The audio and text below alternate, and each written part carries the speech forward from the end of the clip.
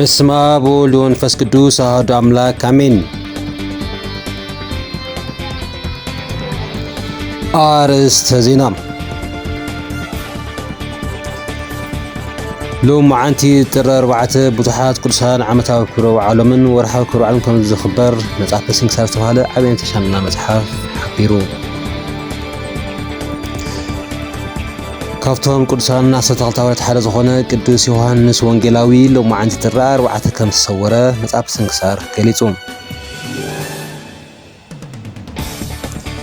ቅዱስ ዮሐንስ ወንጌላዊ ብጎይታና አምላኽና ኢየሱስ ክርስቶስ ፍቃድ ከ12 ቅዱሳን ሐዋርያት ኮይኑ ዝተመርጸ እንትኸውን ኣብ ናይ ጎይታና ኢየሱስ ክርስቶስ ናይ መከራ ሰዓት ካብ እግረ መስቀል ዘይተፈለየ ቅዱስ ጽኑዕ ሐዋርያ እዩ። ቅዱስ ዮሐንስ ሐዋርያ ቅዱስ ዮሐንስ ብተዋህቦ ጸጋን ዝነበሩ ትጋትን ብፍቕርን ዝተለዓለ ብብዙሓት ኣስማት ይጽዋዕ እዩ።